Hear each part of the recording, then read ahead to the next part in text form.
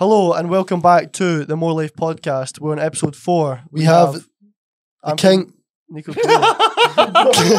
Shut the fuck up. That was like heavy telepathic. So in episode 4, we have Nico Carrillo on as a guest. And we're not only speaking about fighting in this podcast, we're speaking about mindset, habits, relationships, who you surround yourself by. There's so many nuggets of wisdom in this podcast. So make sure you're tuning into this because it's a really, really good one. If you need to pause it, I know you've got TikTok brain. If you need to pause it and soak it in different parts, do that. But make sure you're not skipping it because there's a lot to take away from this. Not just about fighting, but life in general. Fighter, normal person. All it takes to become a very successful person is everything we cover in this podcast. So, yeah, as Kyle said, lock the fuck in. The King of the North, future Bantamweight One Championship world champion. So, yeah, let's get fucking into it. Let's get straight fucking into it. Let's go. So, yeah, welcome, Nico. Thank you for being on the podcast, my man. So, we're going to start off with a traditional question. Who is Nico Carrillo? Who is Nico Carrillo?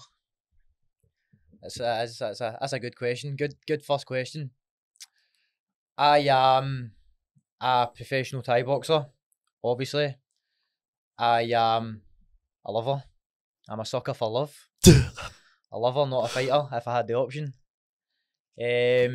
But Nico Carrillo is just someone who is totally obsessed with all aspects of training and the mind, the body, Muay Thai, fitness.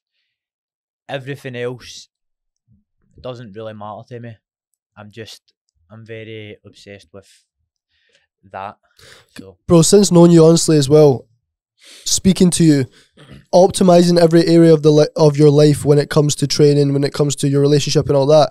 A few things I've actually taken from you when it comes to like show more love to your girlfriend and stuff, like it's fucking amazing. So digging in a little bit to the mindset of like why fighting, bro? Because obviously it's not something everyone wakes up and chooses to fucking do. So if we go back a little bit, why fighting, bro? Like why did you start fighting? Yeah. I think I chose fight. I didn't choose fighting, but it stems back from being younger. I was always very competitive. Growing up and in school, I always wanted to be the best. I hated losing at everything. So even when we were younger, we used to play football together. I was like a tryhard. But like, no, that and annoying me. I just always put my full effort into something. Yeah. Like I loved the competition, and then so that was football. I gave my all to football, and then when it came to, but even like outside of football, like even like in school, PE, the bleep test, I always won that. Yeah. I've always just had that wee screw loose where I need to come first. Yeah. And I don't know where that stems from because I've never had a dad or a father figure or somebody like, you know how a lot of like kids who are good at sports, they all have their dads in the sidelines pushing them on and all that. I never had that. So I actually don't know where it stems from, but I've always had it for as long as I can remember. I was always so competitive. So football, and then I went to a boxing club when I was like 13, 14. Yep. And I just went in and I was just, you could say I was talented. I was sparring with people who had been training for a while. Boxing club, where was that? It was in White Inch. Was that GTBA? No, this is boxing. Before? Just boxing. Okay. When I was like 13. I dabbled with it, like, I didn't take it seriously. Yep. I was on and off, and only for a short period of time as well. But I remember, like, growing up, I used to always watch, like, videos. When I played football, I would watch videos of Cristiano Ronaldo and Ronaldinho, and I'd just sit for ages, then watch them do skills. And then I had a wee football pitch, a wee 7-a-side football pitch right outside my house in Scotstoun. And I used to just go out myself with a ball for hours and hours a day, myself, just pinging the ball about, trying to do skills. And then when I started boxing, I would watch Floyd Mayweather for hours and hours. And then when I would go into the gym, I would try and like replicate stuff he done. And then I started Thai boxing one day. I was playing football at the time. Yeah. And I remember walking into that gym and there was just a bit more to it than boxing. Yeah. And it just kind of grabbed me in. How far into starting Thai did you realise, right, I'm fucking pretty good at this? Like straight away, first session? No, so it wasn't that I realised I was good at this, but the day I walked in that gym, I knew I wanted to do it for the rest of my life. Ah, okay. I remember the day like it was yesterday. I remember who was in the gym. I remember the smell. I remember that nervous belly. Stinky fucking BO smell. All that, exactly, the smell, exactly. I remember all that, and I just knew I wanted to do it for the rest of my life. To answer your question about when did I realise I was good? Yeah. It wasn't so much that I realised it was good. I think it was the coaches that realised I was good. Yeah. I just loved it. I didn't really know how to think. I was just turn up every day and just keep going. Yeah. And it was this little fighters hall that was like divided into two parts of the gym. Yeah. Where the beginners kind of trained and the fighters trained out in the hall. Right. And like a few weeks later, I was like saying to the coach, I was like, I want to train with them. That's who I want to fight with. That's who I want to train with out there. I was like, just take your time, me man. And then it came to like sparring and stuff. Yeah. And like, I would always like being like, oh, I'll spar with you, like the fighters and all that. Yeah. And I have a partners. Like I was just very game and like I just loved it. Yeah.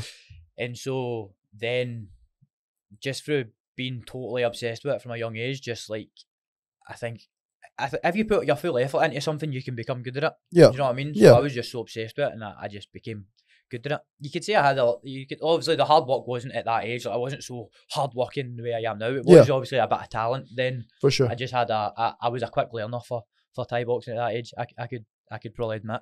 Yeah. My coach will probably tell you the same thing. So, at 15-year-olds, you're not a hard worker. You're running up mountains, you know, Nah. at 15. You know what I mean? There's a bit of talent that comes. but there is like drive there. Some of course. people have it, some people don't really. Natural skill. But see, obviously, when it comes to the vision, right, of thinking about being a world champion and fucking being the best, right, there's some people that have that vision past working in Morrison's. Like they actually just can't see any more to their future. So when did you actually like have that vision of, right, world champion? Because again, we can do it just to be good at fighting and defend ourselves, but when was that vision actually created in your head of, I'm going to fucking Thailand, I'm going to be the best in the world? When was that like actually built? Well, I think it was just like about like week to week from when I first started. Like the first day I walked out of the gym, I didn't think I want to be a world champion. I thought I want to be a fighter. I wasn't a fighter yet. You know what I mean? So that was like the first part. I want to be a fighter. And then 2 months later, I had my first junior fight, and I fought in a Scottish Open tournament. And you have to like you fight a few times a day until like the last man standing, go to the final and fight. And I won the tournament, and my first time competing, and I became Scottish junior champion. My first time competing, and then from there it's like, right, now you've done now you're a fighter. Now you have other wee goals. It's like, right, I want to fight on these kind of shows in Scotland, and I want to fight on that show in Scotland. Like, that's my main goal. And then you tick that off, and then from there it just one thing after the other. When did I know I wanted to be a world champion? Probably as a teenager. Once I started fighting professionally and stuff like that, like B class, A class. How many fights then were you there? How many fights had you had, roughly? Like 5. Like 5 fights, yeah? You know what's sick That's about that mad. though, right? So when we Five. speak about like the big goal of being a world champion, you had to tick off the smaller goals in order for that to even be possible. So when people look at a big goal like being world champion and they kind of look over the smaller goals, that's sometimes what fucks people. They don't focus on the smaller steps to get to the bigger fucking thing that they want to get to. Do you know what I mean? So Mate, it kills me having a conversation with people, and it's like, oh, I want to do this, but I need to get fit first, or I need to do this first. It's like, why are you procrastinating? It's like, just do it. Yep. Like, do you think, obviously where I am now, but I always tell people, you don't become a superstar overnight. Rome wasn't built in a day. You know what I mean? You need to, it's got to be stepping stones. Maybe you don't look at the vision, like you don't look at what your goals are. Looking at your goals from like, it could be years and years away. That to a lot of people is very like hard to like take in. It's like, cloud your brain, like, whoa, that's so far away. It's so, like, it's too much. Yep. yeah. You just need to break it down. Like, just goal by goal, tick it off.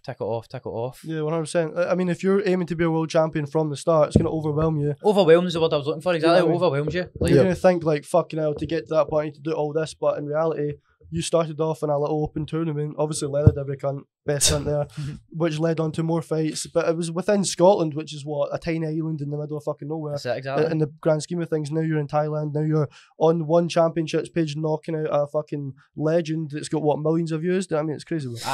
So when I was in that Scottish tournament, and mate, I used to watch him like on my phone. Like, That's mad. I would sit and watch him, and it would be like him. He was like the golden era, like Thai boxing. Unongo, yeah. Aye, like you used to fight Sancha. You know, if you've heard of Sancha. Sancha, You yeah. used to fight Sancha and Petish Bunchu and stuff like that, and I would just sit watching this and like, to even like a year ago, 2 years ago, I think I was fighting on Ngo. Bruv. But then, Not even fight, knock him the fuck out, bro. exactly. Yeah, But mate, I always say this to my fiance as well, Amy. I always say, you don't understand how much your life can change in a year. No. In 1 year, your life can completely change if you stay committed, dedicated, hardworking, and true to your vision.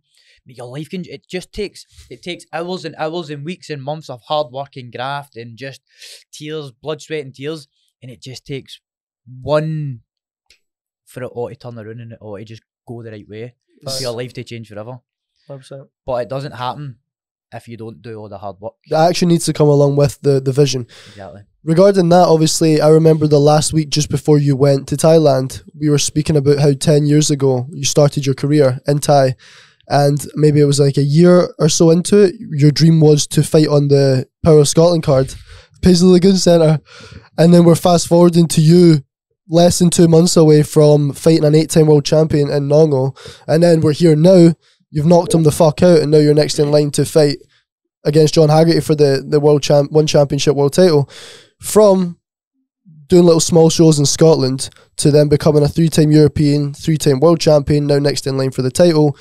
How far along the line did you see yourself? Did you even envision you being in one championship at one point? Absolutely. What time did that start to come to fruition in your head? Like, I'm going to be in one championship.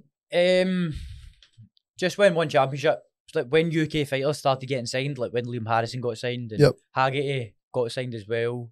Like, he's been in it for a few years, so was Harrison. When they started getting signed and I was still fighting and obviously like UK shows and all that, and then I was seeing them like how like that's what we're working towards on it. That's the goal, that's the vision. If you're no like if you don't want that, then why are you fighting? Yep. Because at the start you fight for the passion and the love of the sport. But along the line, you've been doing it so long, you can't do anything else. You need to pay the bills, you know what I mean? So you do need to get rewarded eventually for the hard work that you've put into it. And obviously one championship is that now. When did I see myself doing that? When did I see the vision of when I wanted to do that? Is when it really branched out. So it was maybe like about 3 years now, probably when I went into my 20s, one championship kind of blew up.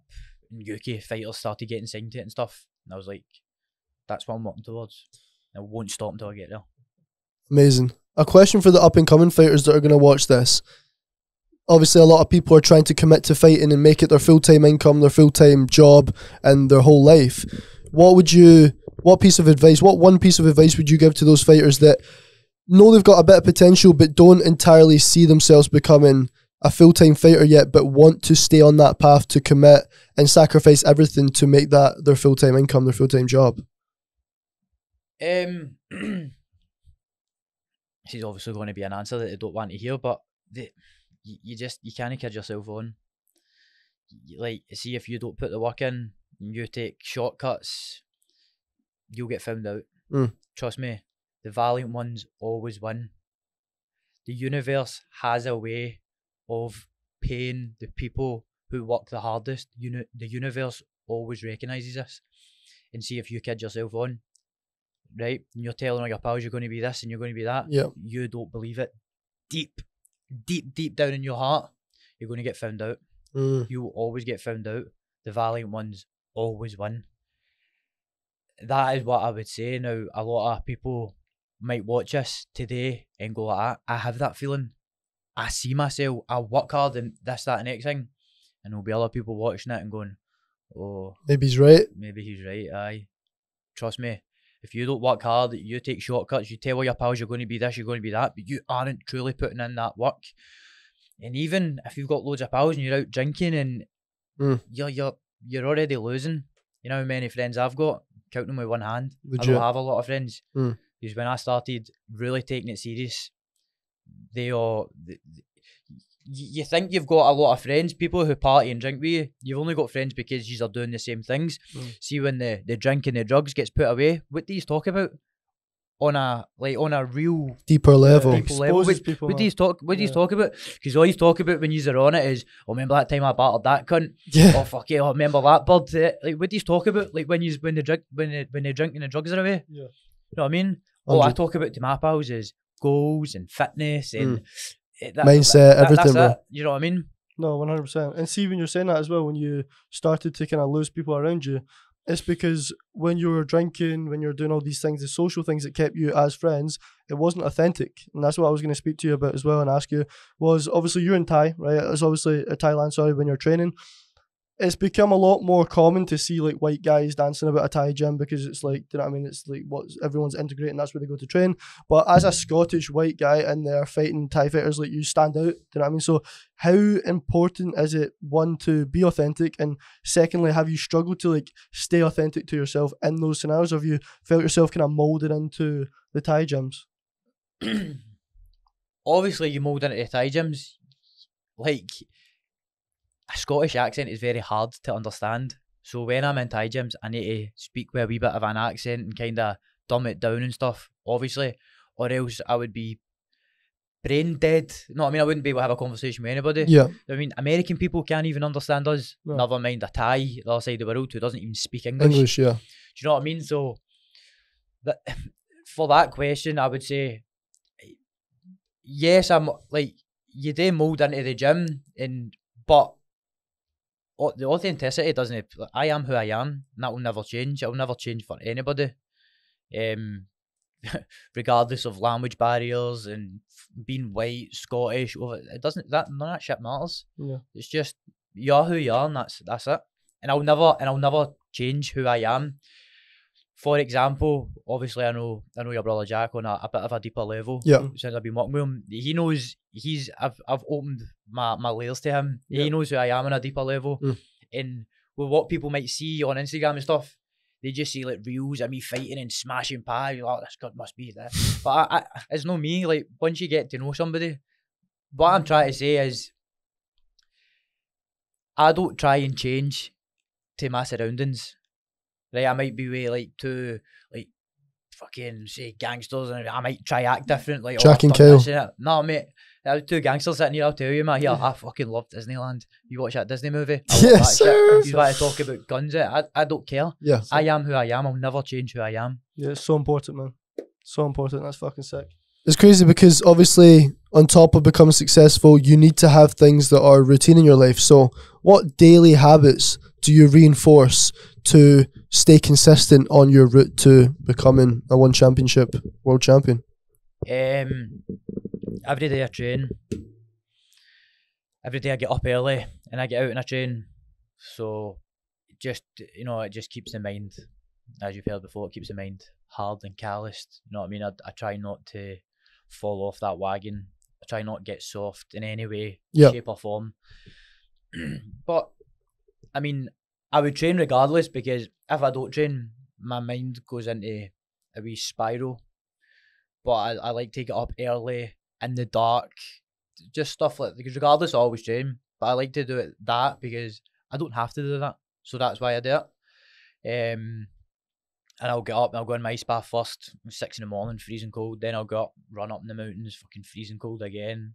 I just feel like you've just got an edge when you do that. So that's what I take in everyday life. Like, train every day, regardless, fight camp, not fight camp. And even when I'm not in fight camp, I was actually out running with Stevie this morning, and I was saying to him that it's just the way my mind works. It's like a toxic trait, but it's obviously got me to where I am. Is like, I punish myself so much even when I'm not in a fight camp. Like, oh, you can't eat this and you can't do that, and you need to, like, it's like, even though I won't start another fight camp for another 12 weeks, and I probably get in fighting shape within 3 weeks, but I'm just punishing myself all the time. It's just the way my mind works. You need to do this, and then when I'm outside a fight camp, I set myself wee challenges. Like, my body never really gets a chance to heal. Now I set myself a challenge, right? In a month, you're going to go do an ultra. You're going to do this. You're going to do that. I've always just got wee challenges that I'm never satisfied. I just always need to keep moving. Always need to have a wee goal to work towards. But I imagine it's got me to where I am now. Bro, you're doing half marathons for fucking fun.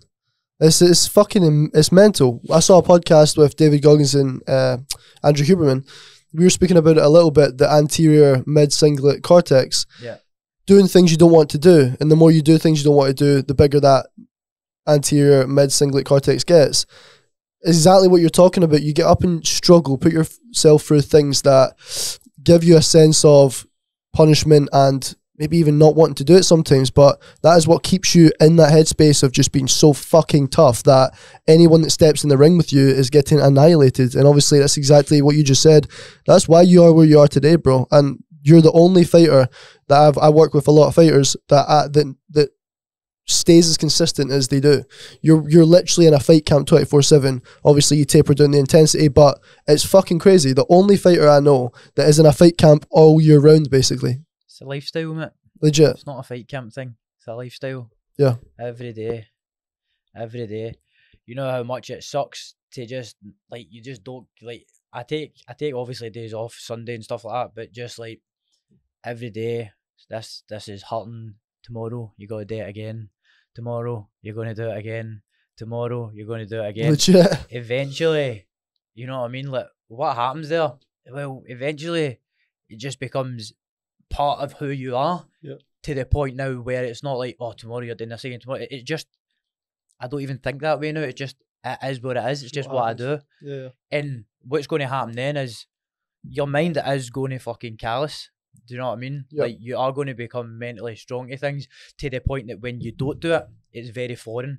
So you see, if like I'm in a training routine and I have a day off and like I don't do something, it's like, I'm like, oh, she's weird. You're uncomfortable. Aye, uncomfortable. Like, no training. Yes, It's fucking fuck. bizarre. So, like, guys and girls that are listening, just to relate this to things that we mentioned in the podcast, things we will speak about is Nico on a daily basis, right? He's punishing himself, but he's punishing present him to serve future him. So when he's fucking himself up in the moment, what's that doing? It's putting future him in a better position, because what he does now that's deemed hard, deemed fucking punishing himself, it's making him stronger in the future. So when he does go in and fight Nongo, which is a fucking, I hope that's his fucking name, he's a legend. When he's going to fight him, all the daily struggles of what present him has to endure puts him in a ring with a world champion and allows him to knock him the fuck out. But future him's only in that position and able to do that because of punishing present him. And obviously we speak about a lot of people on a daily basis, they can't live for future them, and that's why present them, they're surrounded by comfort, surrounded by pleasure,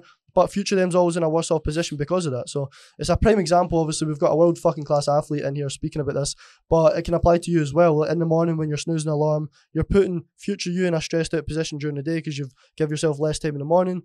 This is a very extreme example, but it can apply to you at home as well. If you're thinking about, oh, how can I like maybe relate this to me? That's exactly how the fuck you can. No, it's very well.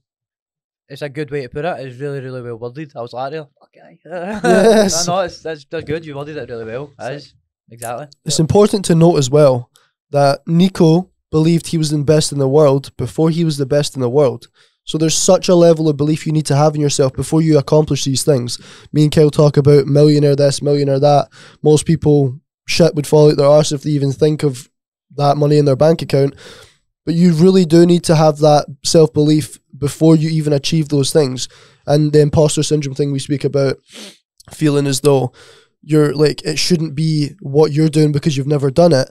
If you wholeheartedly believe you have the potential to achieve the end goal of being a world champion or a millionaire, you need to carry that belief every fucking day. And without that belief, you will not push yourself to the limits Nico does, me and Kale do with our business. So it's important to note that you need to believe you are the person you're trying to be before you are that person. Yeah, and when you're giving, Jack obviously was speaking about young fighters and how you could benefit from this podcast, because you're probably watching this because we've got a fucking world-class fighter and you want to be quite similar to him or get to the goals that kind of he smashed, right? I'm going to ask Nico a question in a minute, but when you're talking about that strong belief, right, others around you are going to doubt you. Others around you are going to like put questions in your head and create self-doubt within you by their own limiting beliefs. And if I ask Nico, at some point you probably had that. So like, how did you deal with that? Did you just have that strong belief that you just didn't fucking hear it, or how did you deal with people? Nah, I heard that like people like, oh, just do this and take a day off, just do that, or here's a wee. I grew up in a scheme. Here's a wee line of gear, man. Like stuff like that. But this is what I touched on before.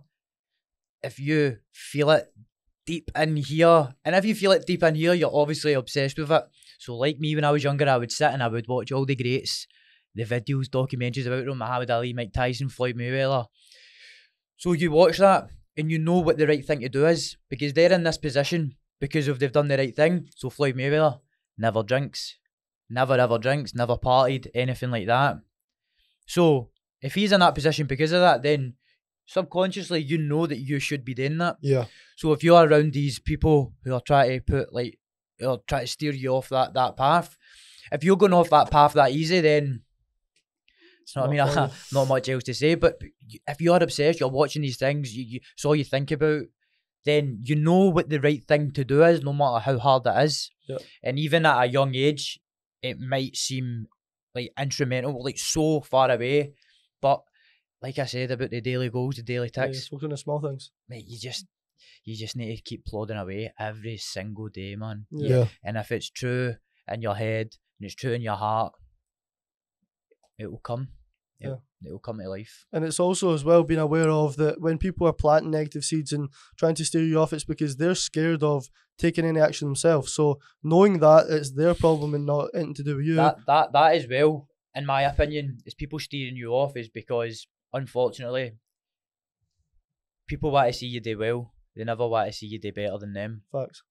So, like, my pals will be fighting and all that. When he's really doing well, it's like, oh, mum get on it with me, whatever. It's like, right, he's getting really good. What that does is it crushes your friends, let's say, it crushes their ego. Yeah. Somebody's doing better than them, and they pull them back down to where we are, just back to where I am, on it in a gaff every weekend. That's when you were the best, mum, we'll do that. You're starting to level up and they hate it. It crushes their ego, it crushes their soul. Yeah, it exposes what they're not doing. It exposes the way that they, like, what you're doing is uncomprehendable to them. So they try to bring you back down to where they are. Yes. And I'm not talking down on anybody or like thinking I'm better than anybody, but I have a lot of experience with this. Yeah. And I know how it works. People saying that you can't do stuff or anything, or people judging you, it's because they can't think. Can't even fathom it, Fathom what you're doing. So they try and relate it to them. Yeah. Yeah, fully. I'll say it for Nico, fuck those people, right? So if you've got those people in your life and you actually are serious and you've got it in your heart that you want to do big things, fuck those people. Completely distance yourself. As you start to elevate, the gap will get bigger anyway and there'll be nothing to you in about 5 years' time anyway. But right now, if that's what's stopping you is those fuckers around you, fuck them. Cut them out because they're not going to help you. When you're sitting in fucking Dubai with a fucking Bugatti and you're fucking living the dream, those people are still going to be working in Morrison's and getting on it every single fucking weekend, not caring about you. You're not going to care about them. So right now, don't let those people steer you off the fucking path because honestly, fuck them. 100%. Because as Cole mentioned in episode 3, he said about, it's not about you need to go through this transformation of dropping every cunt around you. It's about as you grow, you will slowly drift apart, and along the journey of development, you're going to start to pick up and attract people that for better suit your life at that moment in time. So don't be scared to go, oh, all the people around me are fucking wasters, I need to just drop them instantly. Nah, love them for who they are as you have up until this present moment, and just start to develop yourself and see where life takes you. Don't stress yourself out about, oh, I can't be around all these people. Naturally, as you develop yourself as a person, you will start to pick up people along the way, and you'll look back in a year's time and go, oh fuck, I don't even fucking know them anymore. So it is so important to note that it's not a big scary transition. It's a slowly gradual process over time of your development, and it's not something that will happen overnight. It's something, as Nico says, ticking the boxes daily will slowly start to change your life for the better. And it's something that you're conscious of, like your pals just drop away. It's not like, oh, one day you walk away from it. It's just like weeks have gone by and you're so motivated with what you're doing, your goal, and you're just like, whoa, 3 months have went by and I've not seen anybody.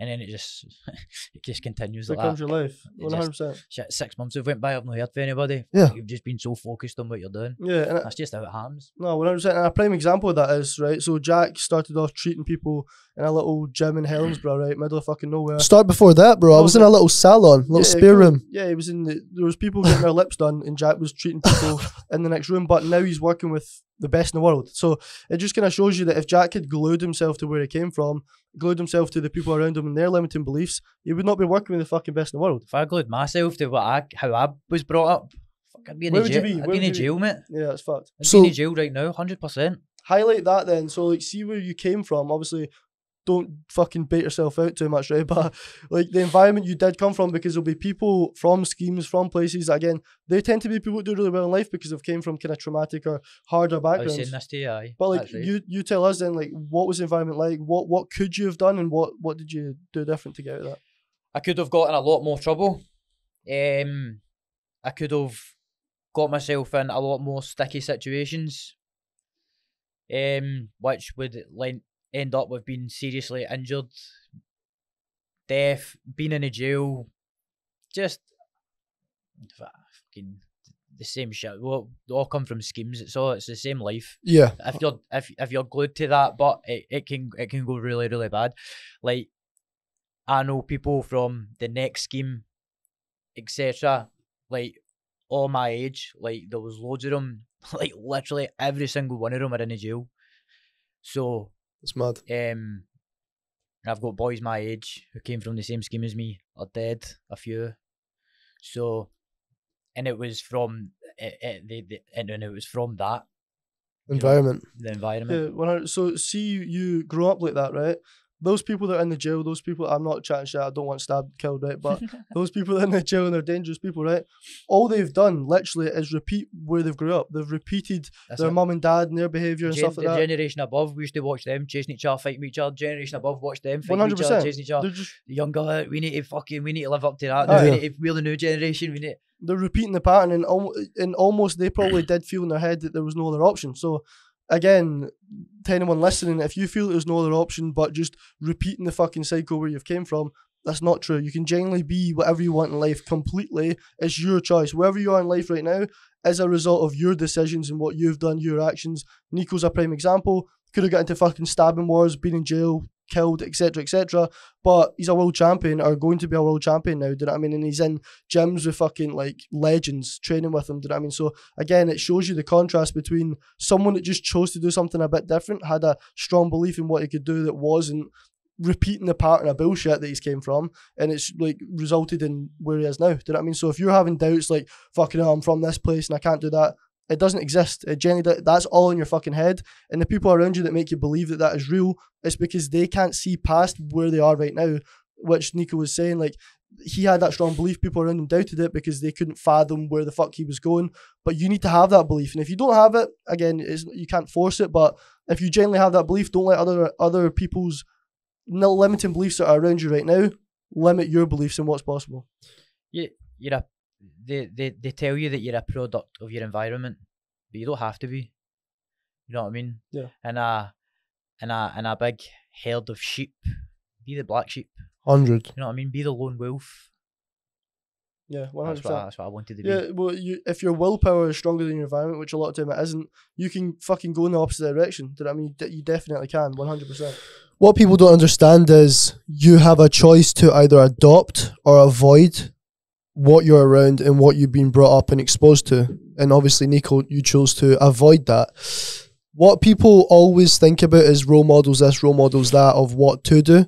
But think of people that you can look back on and think of what not to do. There's so many more people in my life growing up that I've learned what not to do, and then obviously then go on to do the better thing as opposed to what to do. And I feel like it's more powerful because then you have the flip perspective of, you know what's wrong and then you're doing what's right. So sometimes it's not all about learning what to do and more what not to do. And touching on the environment thing, obviously people in your scheme probably don't even know how to spell mindset.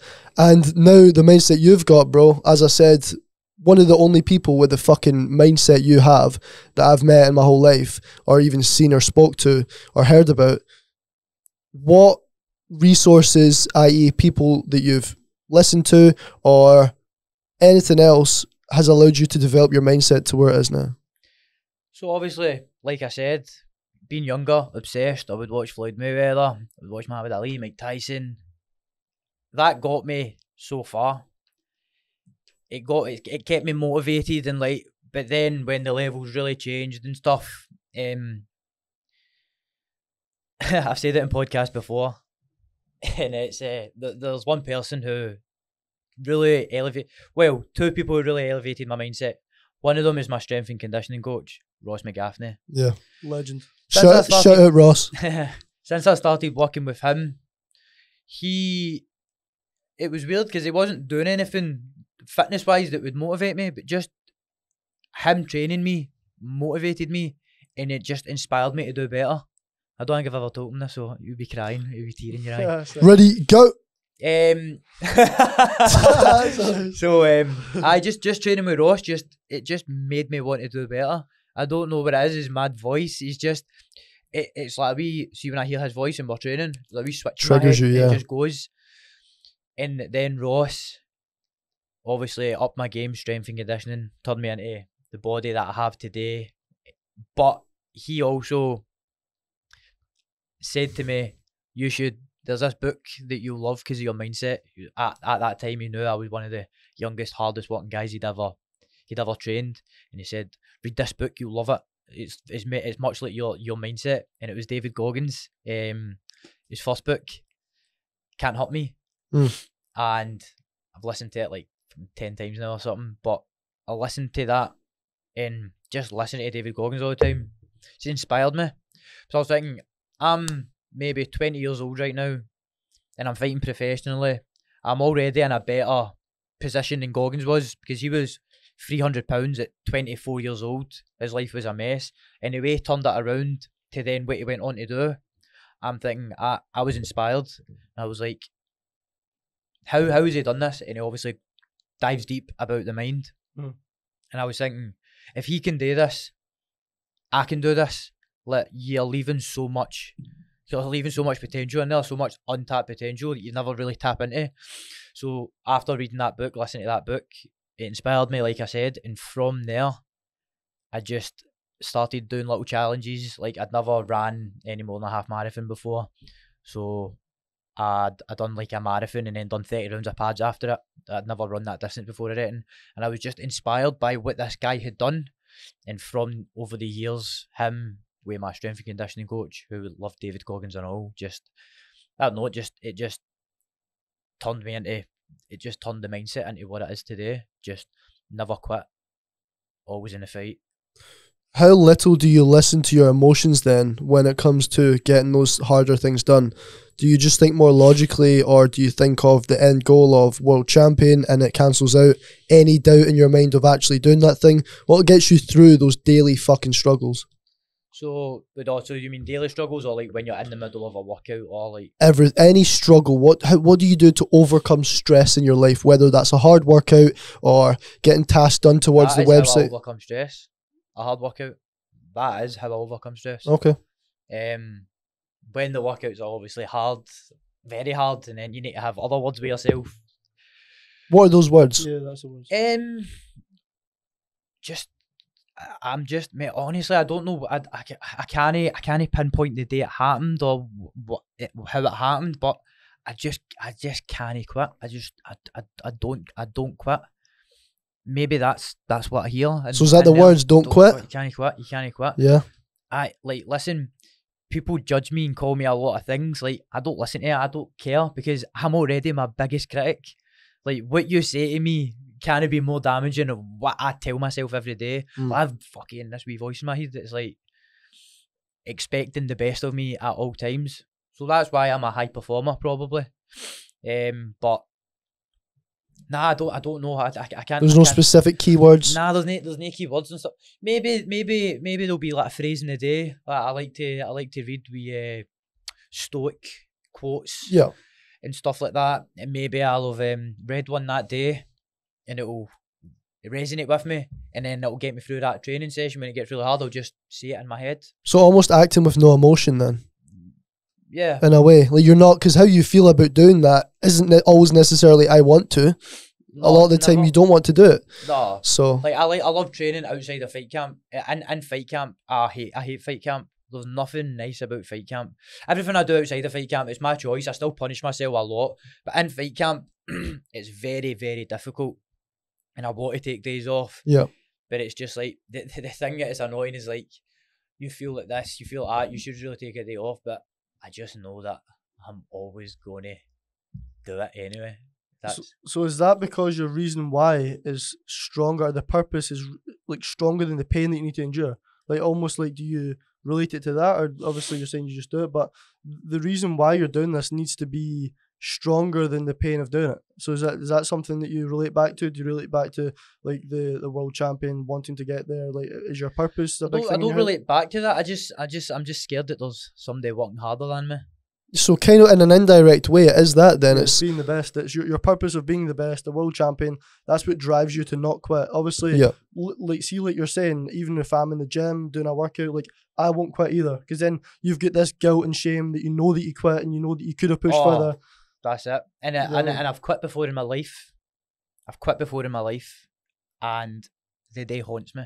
Yeah. To this day, it haunts me, and I never want to feel that again. Yeah. I never, ever want to feel a loss again in my life. And from that day, I never lost again. I've never been beat in a fight since that day. And the day haunts me. So maybe that in the back of my mind. You're running away from being that guy that quits. 100%. That's you actually need to, again, as well, for people watching, you need to fuck up and do the things that... So when me and Jack are talking about being victims and being controlled by stress, we've been victims and we've been controlled by stress. You need to fuck up and do the things that aren't good to know how bad they are and how bad you feel when you do them, so that you can either like run away from it, like Nico's saying, essentially he's running away from being that guy that quits. But also like experiencing the shit side of things is really important. You actually need to go through that to know that they're not good and you don't want to do those things. So of course there can be no stars without darkness. You know what I mean? You need to have a bit of darkness in your life. You need to feel it, understand it. But it doesn't have to come back. You know what I mean? You can keep it at bay with hard work, consistency, dedication. But yeah, that's a good way to put it. I think I'm scared of losing, and I know what it feels. It's not like I'm scared of losing. Like I know what losing feels like. And there's no workout in the world that you can do. There's no amount of pain in the world that you can go through that hurts more than losing. In my opinion, as a fighter, losing a fight hurts more than any ultra marathon up mountains I can do, any training session I can do, any low kick that Nongo can hit me with. None of that can hurt more than what I've felt losing a fight before. And I never ever want to feel it again. So that's why I am the way I am now. So just touching on, you just brought that fight up. That's an Instagram clip. Clip that fucking shit. We'll send you that over, Nico. But no, touching on just the Nongo fight quickly, get into a few wee micro scenarios, because a lot... I know what you're going to about the low kick. I'll just... Well, yeah. Just obviously top of my mind. I've seen so many stuff. People think I don't see the comments. I do. You know what I mean? I see the comments. Yeah. Oh, he was seconds away from getting stopped by a low kick. Oh, the closest he's ever been from getting TKO'd. Bro, do you think... What I just spoke about there, do you think I was going to go down with pain? Do you think pain's going to stop me? If you stop me, you need to put me out cold, sleeping. You think pain is going to stop me from continuing to fight? I went back to my corner and that shit just got put to the back of my mind without a new game plan. Pain isn't going to stop me from fighting. Do you know what I mean? The shit I do in the daily struggles is harder than a low kick. The stuff I put myself through all the time, that's why I do it. So you go into a fight and you get into the worst case scenario possible. I got kicked in the nerve of my knee and my full leg went dead. Now you need to think, have I been in that situation before? Aye, I have been in that situation before, running up the mountains when I couldn't fucking walk properly. My legs are in agony off a massive load of week of training. So that's why I do it. So that when it comes to fight day, the worst possible scenario can happen. But it isn't, because I've already dealt with it in training. That's a message to John Haggerty. You're going to have to knock this man the fuck out if you want to win, you motherfucker. But no, just to quickly touch on the Nongo fight while we're talking on it, because a lot of the... See, before Jack says this... Fucking hellcat, what? No, but people at home though, right? You can't even endure the pain and discomfort of cleaning the dishes in your fucking room, and this motherfucker was fighting a legend, couldn't use his fucking leg, and still continue to knock him out and win the fucking fight. So, like, put it into perspective. There's people doing this mad shit, and you can't endure the pain of cleaning dishes in your fucking room, keeping the house tidy, or having an uncomfortable conversation that can allow you to change your fucking life. So, like, again, use this podcast to take in the perspective of this motherfucker doing crazy shit.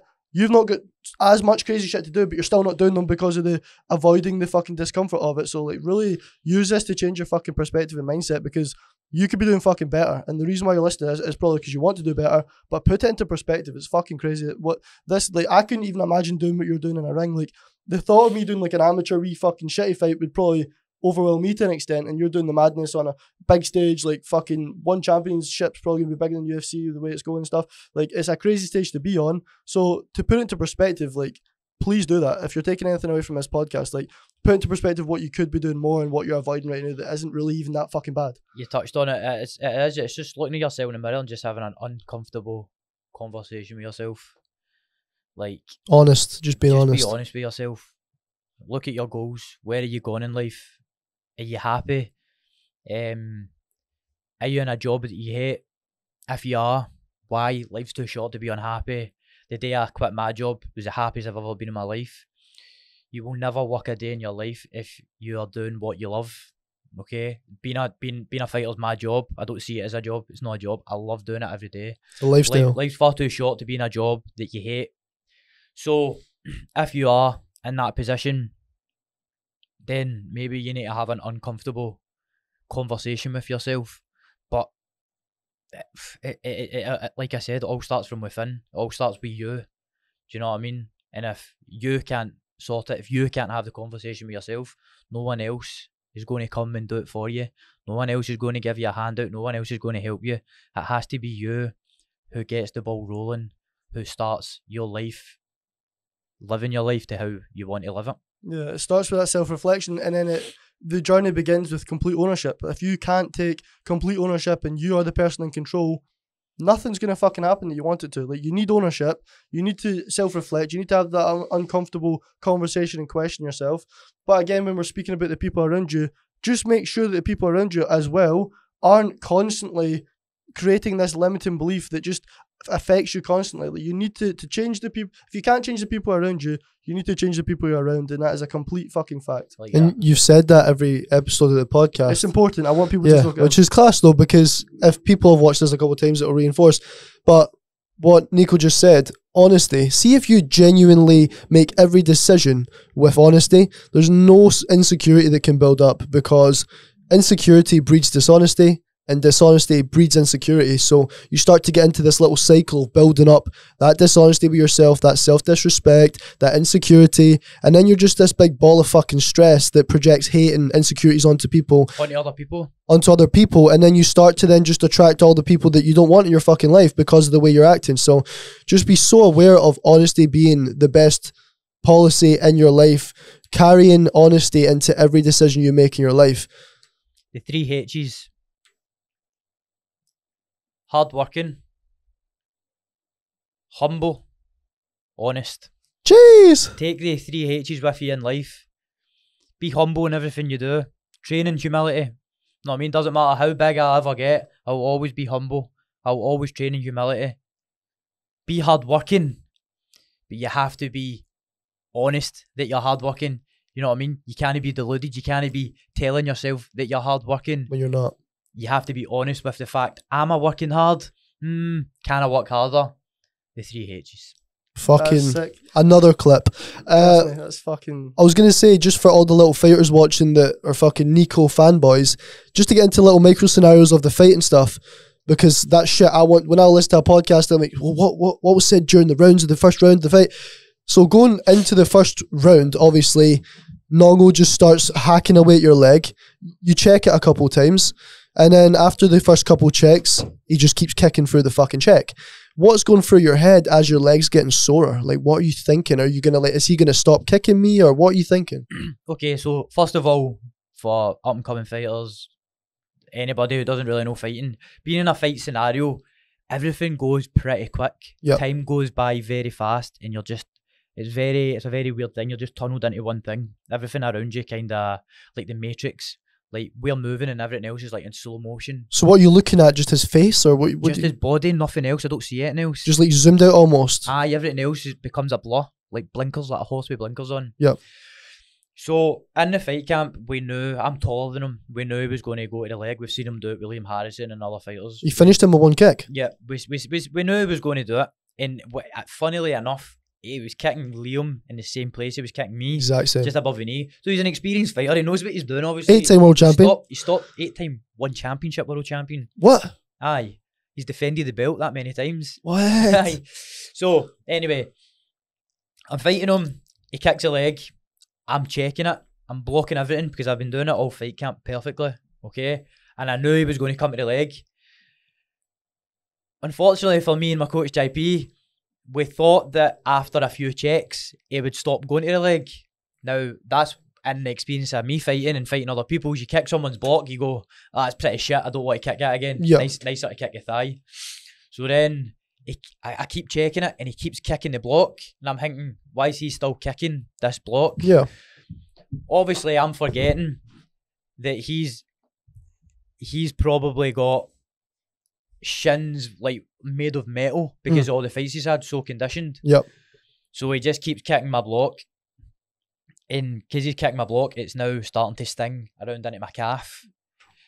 And then now he's disrupting my rhythm. Yep. Because so now he's disrupting my rhythm, and he catches me with a nice kick just above the kneecap.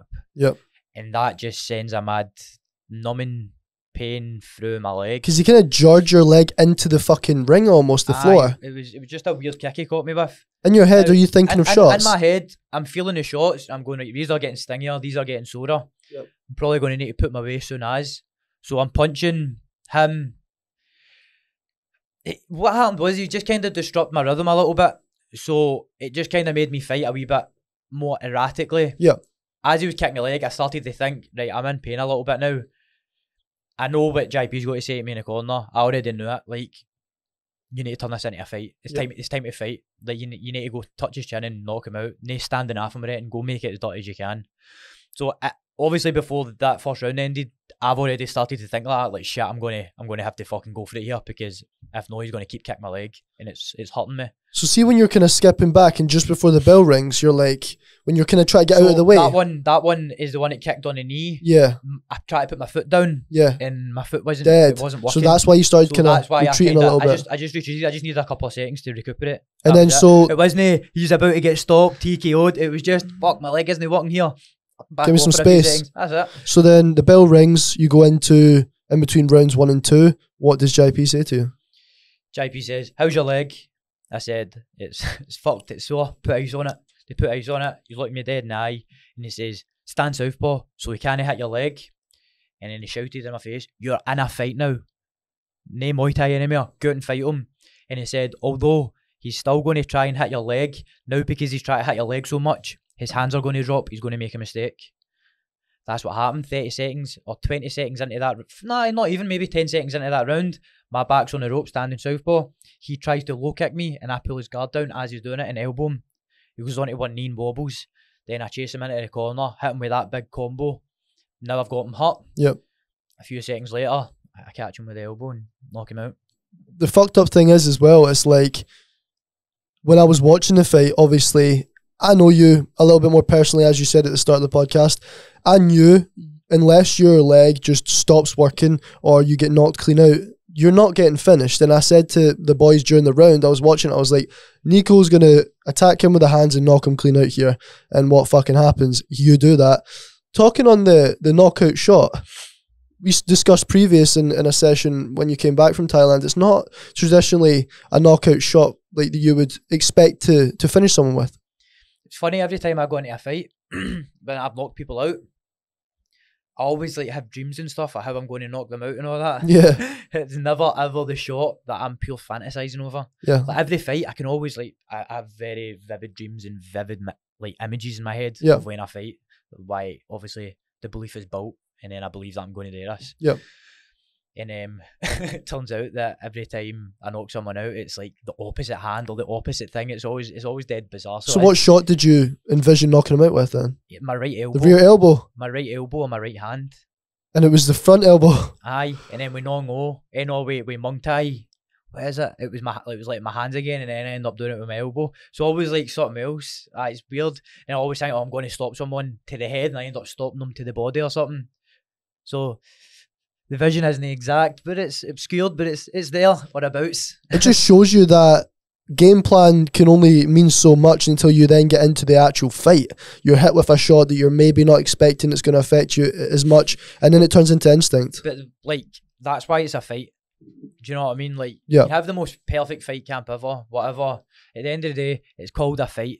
And yes, I'm chasing perfection when I fight. I want to go and have a flawless victory, no mistakes, made it look easy. But sometimes at this level, when you're fighting someone like Nong-O, who's very experienced, he's very smart, you're not going to have a flawless performance, outsmart him in the first round, then in the second round you knock him out lovely. You're going to have to come through a bit of adversity. Do you know what I mean? But it's important how you come out the other side of the fire. That's where the growth is in life. I've learned the most from the fights that I've had a bit of adversity in, because then I now know what I need to do better in the next fight. You know, they flawless performances, they're amazing for maybe your ego and whatnot, and other people, oh, that was amazing, other people to see, but there's no real growth. And you can't really develop as much. There's no development in the flawless performances, but there's a lot of growth in the ones where you get into a bit of a fight and maybe that wasn't a game plan, but you came out the fire on the other side and you still are having this growth and this self-development, but you still won the fight. You know what I mean? It could be worse. You could lose and you could go, oh, I need to do this, I need to do that. Yeah. I've had to have this conversation after fights loads of time, but I've still won. Yeah. And I still go back and say, oh, I need to do this better, I need to do that better. So, just shows you don't need to lose to learn. Yes, exactly. You can still win and just review and improve the success you've had to make that success even greater or more efficient. Yeah, you either win or learn. And the adversity you're talking about in the fight, that's present you going through something, and then future you is a better version of yourself because of that fucking adversity. Do you know what I mean? And did you ask him the question about the one punch? No.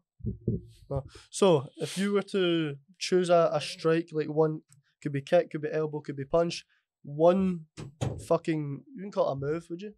One fucking... What shot, if you had to choose one shot to try and kill a man dead, what would that shot be and why? I'm a lover, not a fighter. Death, peace, mate, always peace. If I was Nico, I'd kick someone in the head. Say if it was for the sake of saving a loved one. Come on, get into the fucking headspace. What shot would you choose? You don't need to kill him. It's a simulation. I would try and use my words to de-escalate this. De-escalate the situation. Direct peace. What if he was just fucking attacking you? You couldn't do anything but knock him clean out. If he attacked me, I'd fucking kill him.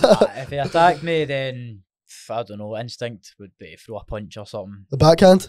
Probably the bad hand. Aye. Probably a left hand. So powerful you are. Front hook to death. There we fucking go then. Touching on a very controversial topic that I see a lot of the comments and we've spoken about previous. Steroids. Obviously, I know you're clean. Like, I fucking seen it. Yeah, what? Same. Yeah. I know you're clean, obviously. And what about those veins on his fucking abs, though? Yeah, no, but to touch on it before we... I've got them in. I've been enjoying Christmas, mate. Exactly, so water weight's on a little bit. But when before I even knew you, I told you, I said, I thought you were roided. I questioned you when I first met you. And the fucking amazing thing is that it just is a complete result of true dedication, consistency, and discipline. Nico does not cut corners in any way, whether that's your diet, your training. The condition you're in is purely based on the discipline you have. I don't even with coming to see you, like before obviously we work with each other, I would spend £250 a week on going to see other people. Even when I don't cut corners in my recovery. Yeah. Do you know what I mean? So touching on that. So the answer is you obviously don't take steroids. Oh, of course I don't take steroids. Listen, I'm not a cheater. I've never been a cheater. I hate cheaters and I hate liars. I hate people who cheat. So the whole speculation with me being on steroids now is people don't see me 12 weeks before a fight. They don't see the work I put in. People see me on the scales a day before a fight and they see me on fight day. You're seeing the final product, okay? You have no idea what has went into the last 10, 12, 8 weeks. You have no idea what I've endured.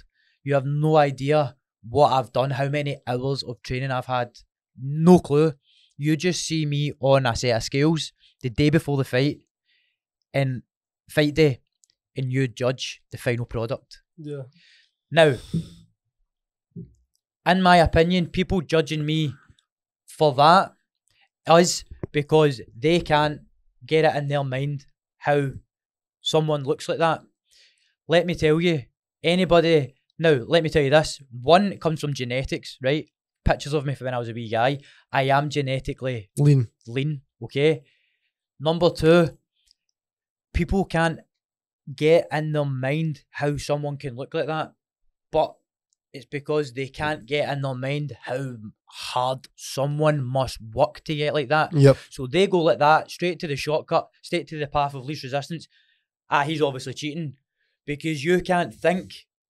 I definitely couldn't look at that. You know how long it would take me to do this, and how hard I would need to discipline, diet, and how much I would need to train 4 hours a day in a gym, and I would need to eat fucking that thing, or fish and a rice cake. I'd need to eat fish and a rice cake every day, fish and a rice cake. You know what I mean? That's how much.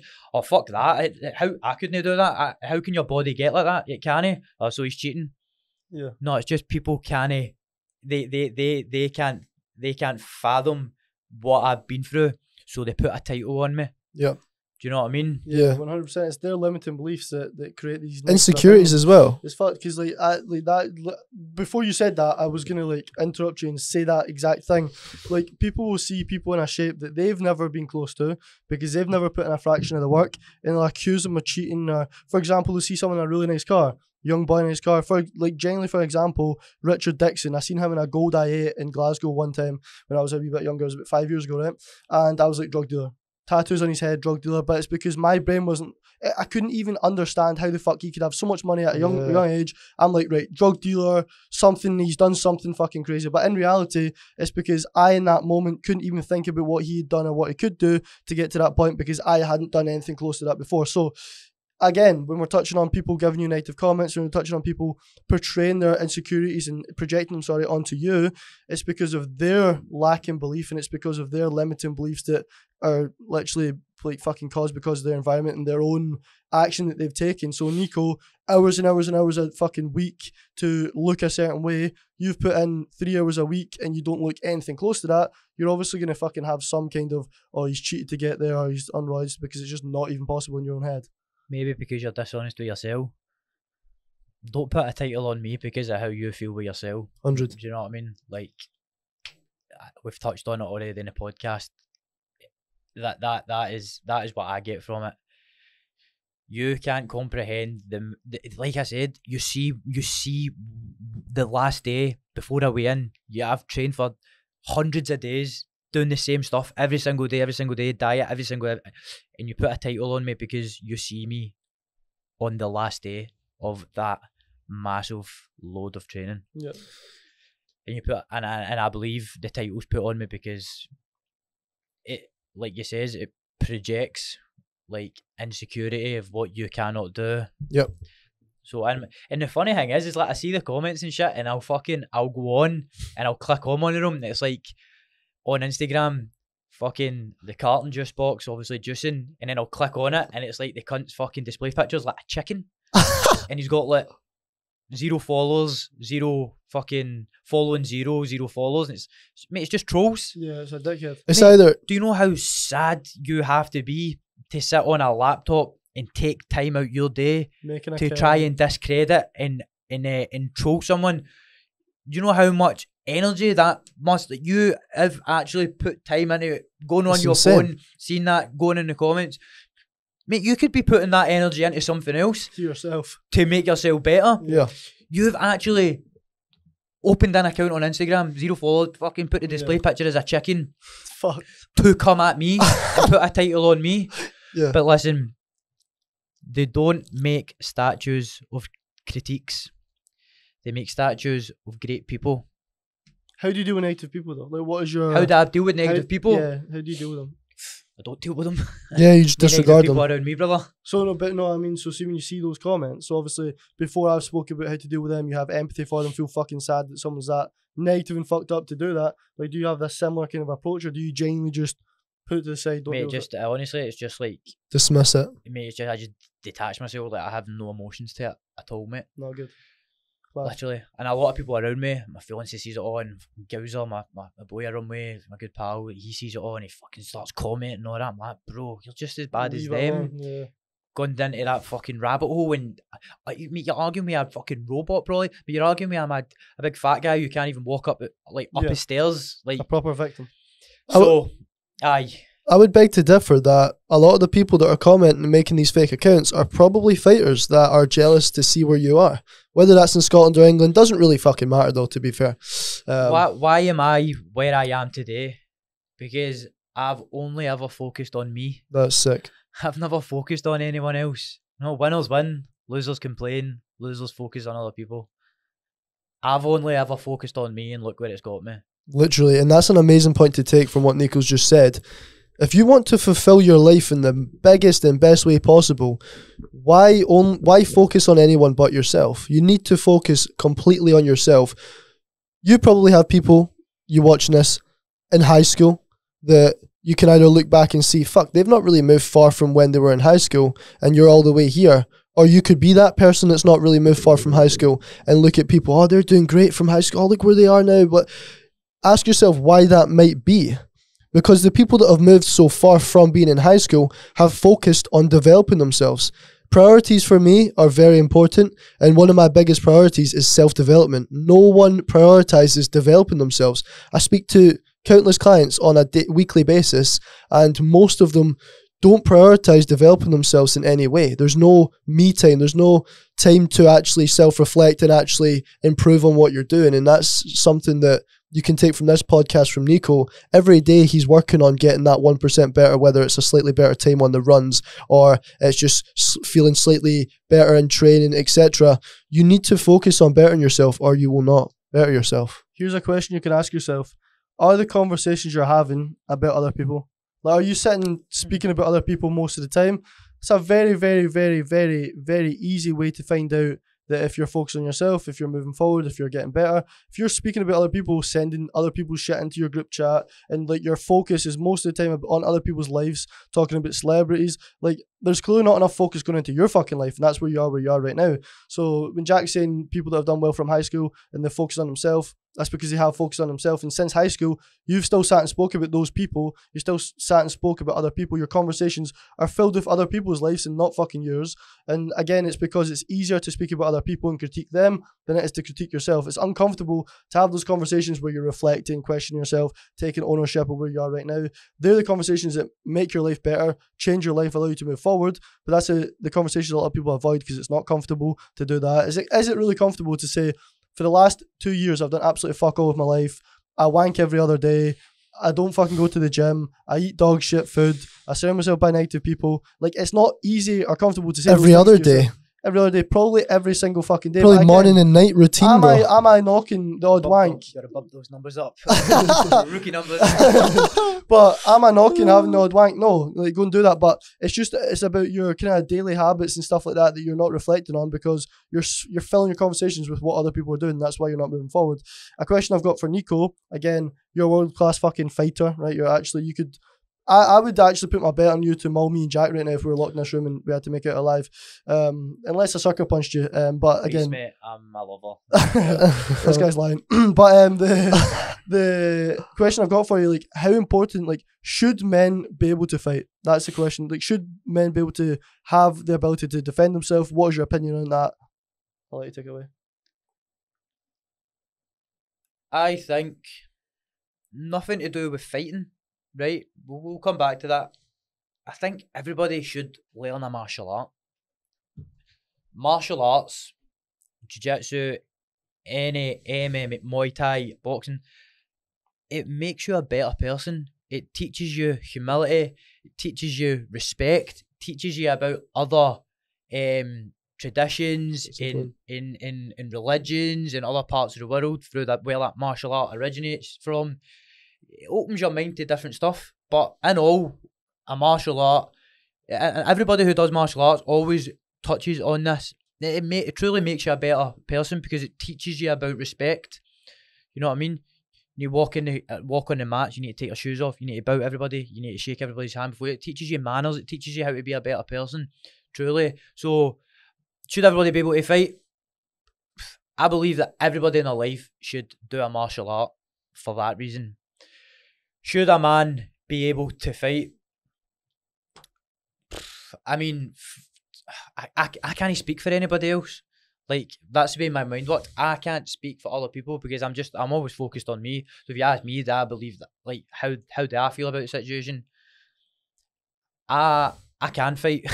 So that's just how I think about it. But I believe that every guy should be able to protect their loved ones. Yep. So the answer is basically yes. It is, yeah, but I mean, I don't feel like guys should have to fight. No. Like I said a million times in this podcast, I'm a lover, not a fighter. Yeah. But if push ever came to shove, you should be able to protect your loved ones. You should be able to protect your house if you're getting robbed. Yep. Do you know what I mean? Yeah. Like we said earlier on, you'd rather be a warrior in a peaceful garden than a gardener in a war. Sorry. Yeah. A gardener in a war. So it's always good to know that you can. I suppose. I would hate to get backed up into a situation and like you're just fucking harmless and you're just like. Ugh. Yeah, exactly. No, So, that's exactly what I was asking. Yeah, so your answer is pretty much yes, and it's not. Yeah, again, Nico's not been like, yeah, you should fight, because I've heard guys say that before, and it's. Not everyone should be able to throw a fucking perfect 9-to-5 elbow and throw a head kick. Like, I don't think that's very necessary. But again, in a scenario where you're out with your girlfriend, someone grabs her bag and you can't chase them down to fucking get the bag off them, and you're literally letting your girlfriend chase them. Like, things like that. Like, there needs to be a basic level of your ability to protect them. Yeah, masculinity, 100%. Not toxic. Like, you don't need to walk about and you could fucking batter every cunt in Nando's. That's not what we're talking about, right? But you should have a like basic level of fitness, strength, cardio to protect the people around you, and also defend yourself as a man, because a conversation with a man versus a man can turn into a fucking fight very quickly. Obviously, Nico, I agree with you, you shouldn't have to, but in the scenario, you don't want to like back down and be a fucking pussy just because you can't defend yourself. So yeah, as a man, like, question yourself right now, could you, if someone broke into your house, confidently go down and defend your house? I mean, if you're a guy that'd be like, oh, darling, could you go and check who's there? Like, I've heard a noise. Like, just go down and check. It's fine. There'll be no one there. And then you hear screaming. You go down. You hesitate to run down because you know you can't fucking do anything. I mean, it's a question you need to ask yourself: are you physically fit? Are you physically strong? Like, do you know what I mean? Like, if you're not, get strong and fit. So the experience-based knowledge and wisdom that you've got, like how much of the wisdom and knowledge you've got is based on the experience of doing the things? Because obviously you can speak about being disciplined and you can speak about having a hard man, but you don't get that without doing the things and having experience. Mate, I don't believe, like, I say this all the time, I'll never take nutritional advice for a fat cunt. Do you know what I mean? Yeah. So I believe if you're a PT, whatever it is you speak about and you preach and you teach, I believe that you should be doing it yourself. So, for example, me coming on talking about the mindset and being hardworking and all that, I would, and we've spoke about authenticity as well. I would be a phony sitting right in front of you right now speaking about all this if I didn't do this shit every day. Yeah. Do you know what I mean? Yeah.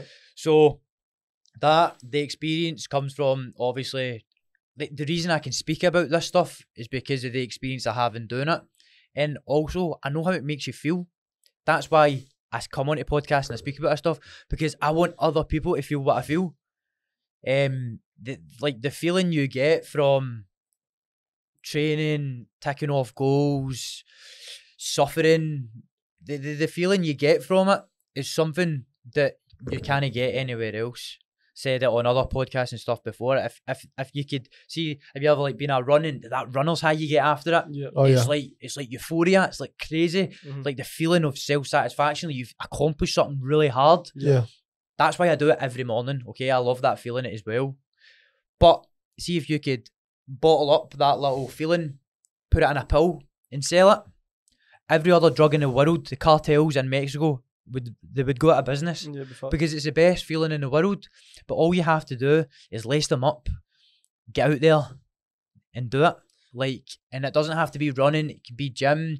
This feeling can also come from, well, to be honest, the feeling that I'm talking about mostly does come from working hard and training hard. Yep. But you can get this great sense of accomplishment from ticking off goals, work related, and stuff as well. Yeah. So that's I talking about experience. That's why I talk about it. I want other people, like, there's enough of this in the world for everybody. Yeah. go out and get it.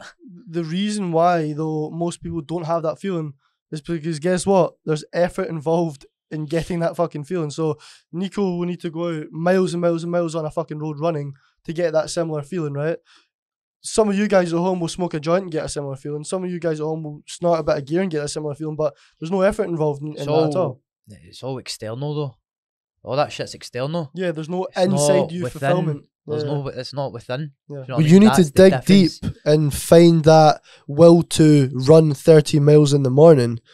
You get that sense of internal accomplishment. It's not that external hit of a bump of gear or a joint or a whack. Like, do you know what I mean? So it's exactly that, bro. You need to find reward from within, and that only comes from finding effort from within to use. See, finding that reward from within, it's addictive. And it makes you want to keep doing it more. Do you know what I mean? So I just wish other people would dig into it and stop putting titles on me. Yeah, There's enough of that shit for everybody else to go get. Stop fucking judging me off it. It is that first step that you take towards getting that feeling, though, that's the hardest one, because that's what you're pushing off, essentially. Do you know what I mean? Once you start that addictive thing you're talking about, what's involved in that, though? A lot of work, a lot of hard work, a lot of There fucking is. effort. That's what people are avoiding. But listen, there's a lot of work and effort in being a loser as well. You know what I mean? Yeah, a lot. Like, I always see this saying, it's like, you can go work so many hours and become this and become that, or you can do none of it and live in regret the rest of your life. It's like, living in regret the rest of your life and being a loser. I'm not singling anybody out here losers or anything. I'm just, No. you know, Generalizing. That's hard. that's hard. That sucks. Yep. Working really hard, endlessly on your goals every single day. That pursuit of just trying to be great, that's hard. Choose your hard. That is literally, choose your fucking hard. Like, choose what one is hard. What is harder, living in regret or putting the fucking work in that gives you fulfillment, gives you confidence, gives you fucking self-love. Greater allows you to quality love of people life. around- yeah, allows you to love people around you, allows you to be the best version of yourself. What's going to be fucking harder at the end of the day? Right now in your head, the perceived effort of doing the work is harder. But I guarantee when you're on your deathbed, your fucking breath's getting a bit more shallow and you're thinking, fucking hell, what could I have done? What haven't I done? I wish I'd done this. That's going to be harder. Terrifies me. Yeah, fuck that. The thought of that terrifies me. I should have done this. I could have done this. What if? Fuck what ifs, should have and could have. Yeah, fuck that. Do. Shoulda, coulda, woulda. Fuck that, bro. A saying that goes around in my head that makes me think directly of you, Nico, is standing on the shoulders of giants, right? And the reason it goes around in my head recently is because I've related it much to myself and the wisdom that I carry. And it's not from my own life experience. It's from the giants that I look up to, the multimillionaire people, the psychologists, the different professors that I watch on podcasts. I absorb their wisdom and I apply it to my own life. Standing on the shoulders of giants, meaning I am starting to reach heights of these giants without having to almost live it myself. I look at you now and you're one of those fucking giants, bro. You went from standing on the shoulders of giants, looking at even Nongo getting kicked out of class, watching Nongo fights, Floyd Mayweather, all these giants, and now you're one yourself. Do you ever reflect and see how far you've come in that sense, that you were trying to take the principles from these people and now you are one of those guys, bro, that people will look up to and say, I want to be like Nico Carrillo, bro? Aye, it's life goes so fast. It's a crazy journey. You're 25, bearing in mind, bro. 25, aye. A good friend of mine who died in Muay Thai, Jordan Cole. There's a famous quote he used to say is look at what is it he used to say? That's terrible. Just off the top of your head. Something like how don't look how far you've got, always look back. Something like that. I can't even. That's terrible. I can't remember. Yeah. The whole point is like, Look at where you've came from. I always look. How far you've came. How far you've came, right? Like, always take a time to pause and look at how far reflect. you've came. Yeah. Now, with my toxic mind that I have, I don't really ever do this because I'm just never satisfied. I always want not more external things. I always want more. Like, I'm high, like, I'm like a high worker. Like, I always like to just challenge myself. I just need to keep moving, keep challenging myself, keep punishing myself. That's the way my mind works. But every now and then I will stop like maybe after a fight, 2 days after the flight home for a flight, I'll be like that to my fiance Amy. I'll be like, fucking hell, that's mad, innit? That's crazy, innit? Yes. Like fucking Peter Weezy knocked it long ago. Crazy, innit? Like, and you do need to stop and look at how far you've come sometimes. Yep.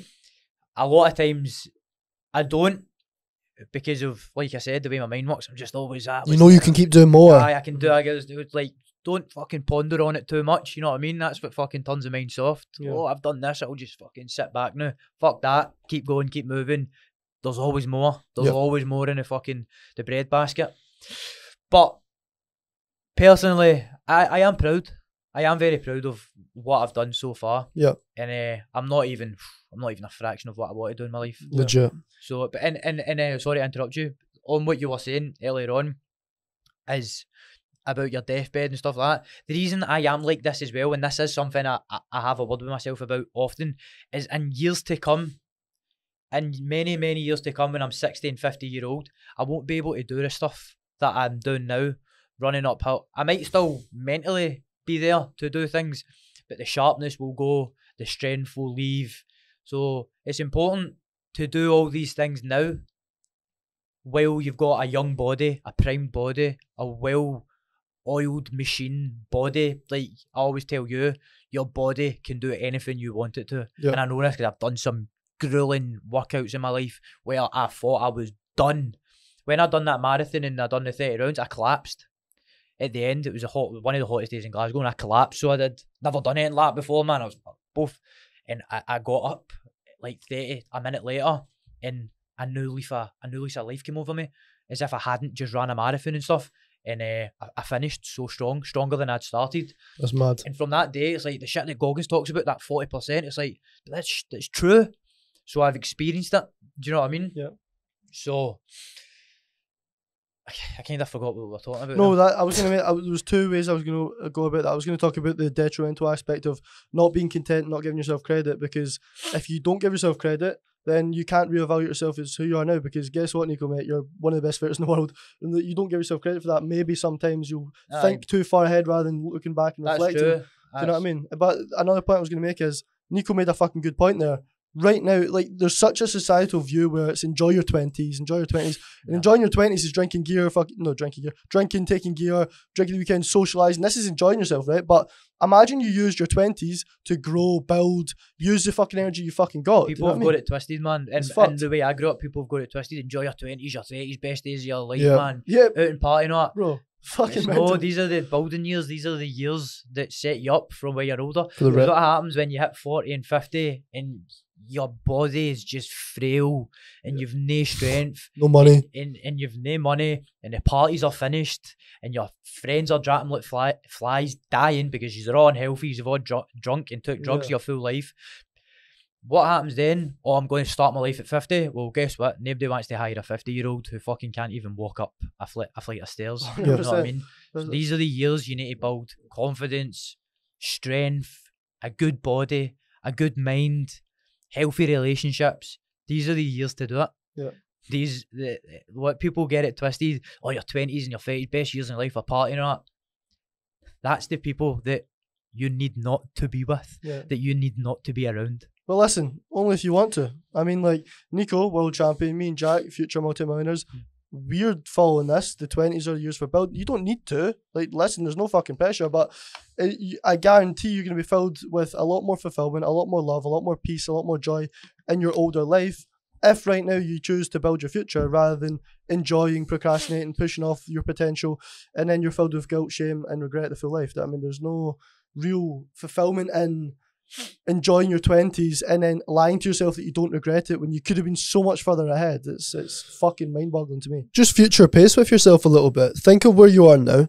Think of if the next 5 to 10 years don't consist of hard work and setting yourself up for the rest of your life, and they do consist of what we've just spoke about, where will you be in later life? And then ask yourself, what later life do you want to experience? The one that you've set yourself up for and now you've got a great quality of life in your later life, or you're struggling and working till you're 70 and you're just in such a fucking shithole.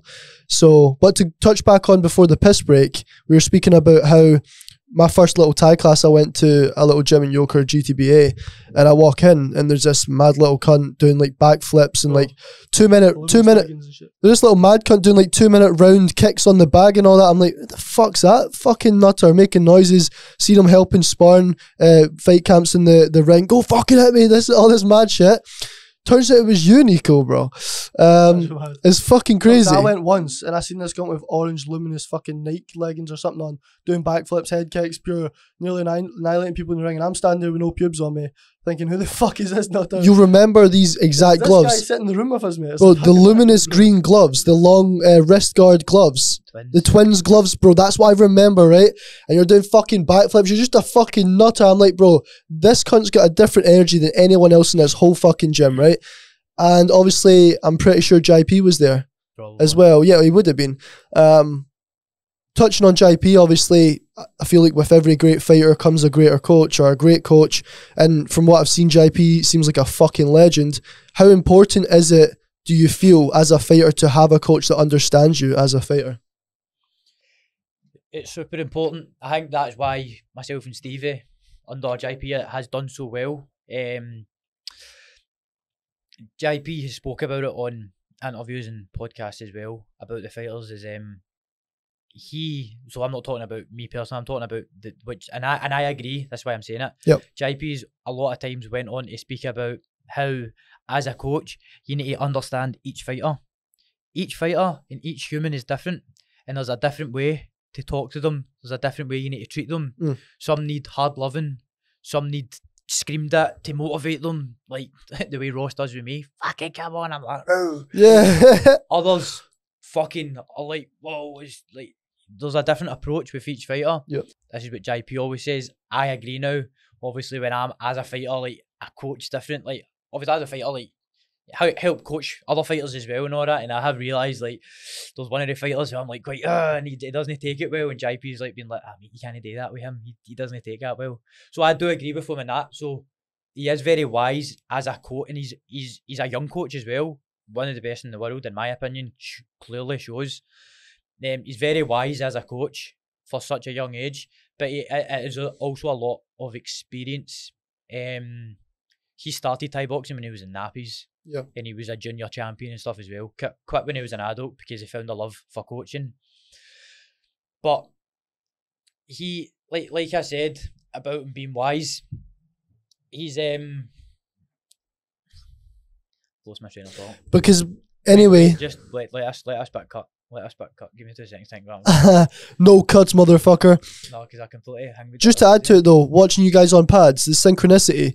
That's a very. You cut this bit out, didn't you? Have you seen this? No, not at all. No, please. This is raw. This is raw. Raw fucking footage, man. To punch a cunt to me, might cut it. Bro, no lube, we're going in raw, okay? So we're authentic. Terrible, man. I can't even fucking big up my own coach, man. No, you've said a lot. My brains went fucking numb. No, for sure. Half into talking. Some people can't talk this long, bro. But I've heard a lot of clips of JP and the wisdom he holds as a young coach. That's what I was going to say. Sorry, JP. I've just been in this place a long time. What makes him such a good coach, in my opinion, is he doesn't have an ego. So a lot of coaches you'll see don't let the fighters train at other gyms and stuff because they're afraid that they'll lose them, or they'll go to a different place.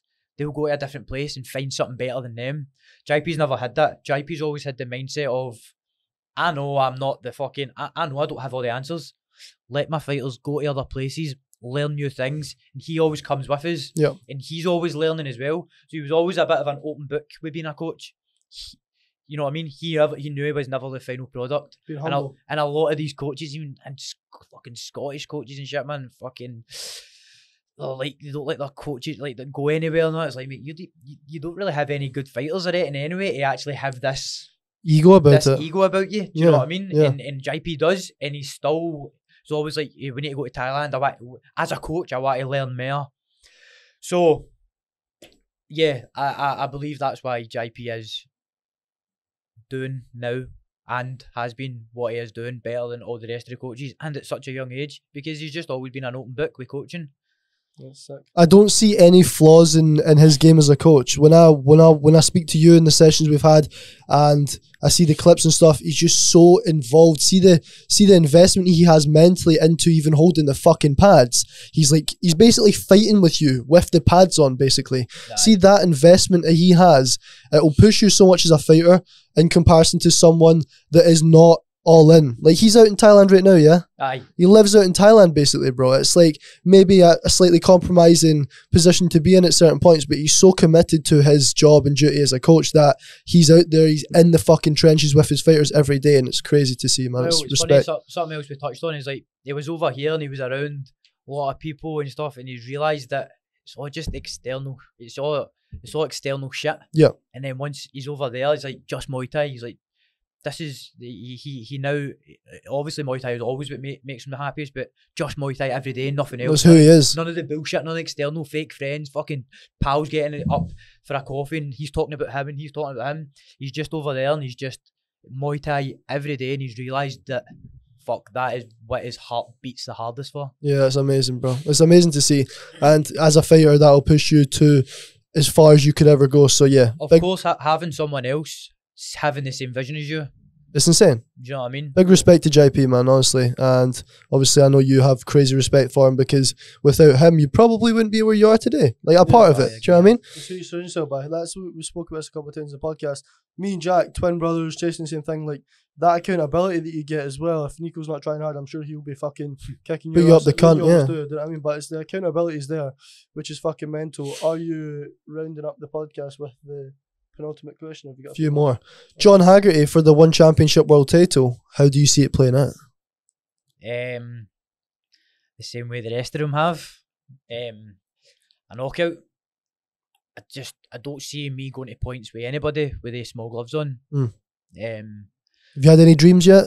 I've not had any dreams yet, because I've not, like, these dreams start when I'm on the lead up in the fight camp and I start becoming that animalistic mindset where everything else is just blinkers on and it's just fighting, training. Right now, I've been enjoying Christmas. I've been enjoying friends, and I've been enjoying Scotland and mountain walking and just outside of fighting. I've still been training, lots of running, strength and conditioning, but I've just not so much fighting. As obviously I'm going in for surgery on my hand, so I'll be out for a few more weeks after that, and then when that's healed up, it's time to get into the animalistic mindset again, which I'm always in anyway, but fight camp just switches up a little notch. Yeah. So obviously I see John Haggerty. I've watched him for a while as well, probably just as long as I've watched you, Nico. Good teeps, pretty good hand striker. I don't see him having any more power than you. I don't see him having any more skill level than you. Obviously he knocked out Nongo with an elbow as well, I believe. I think it was on the rope and he finished him with the elbow. No, it was a right hand. Oh no, he goes the jab to the body, and then he crossed him up to the top. But then it was the finisher was the elbow, wasn't it, against the ropes? It was a right hand again. Oh, was it? Aye. But yeah, obviously when I look, because I love just weighing things out, I look at you, I look at him, there's a little old clip of you guys sparring, you're bullying him out the fucking place. Obviously he looks like he's shiting himself, but there's a lot of context to maybe add to that. But moving on to that, yeah, I definitely see there being a vicious fucking knockout from your side, bro. Yeah, a spar's just a spar. We both came a long way since then. 100. Haggerty's a great fighter. He's pretty quick. Bit smaller than you as well. He's smaller than me. I know he doesn't train as hard as me. I know he likes to party. Aye. So all these wee things in my fight camp will be a wee edge bro. On me. These are things that I take forward, and it gives me confidence and build belief, obviously, from my fight camp. But listen, the goal is I want to be one. I've always supported Haggerty. I've always been a fan. You know what I mean? He's a great fighter, doing great things for the UK, like myself. But there's never been any hate there or anything. It's just he has something that belongs to me and something that I'm destined for, and it is what it is. And just so happens he has the belt. Exactly. If it was somebody else, then it'd be somebody else that I would be targeting.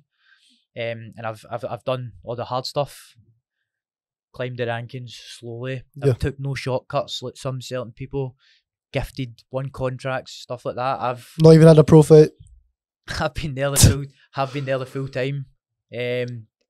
Long time before it, then worked my way up. Got the number 1 shot against Nong-O, got written off, knocked him out. And, you know, it's just like a fairy tale story. But I'm destined for this, and if his next fight, obviously, he'll probably beat Lobo. So, I'll fight Haggerty and I'll win. What if you fight Lobo, though? No? Lobo shit.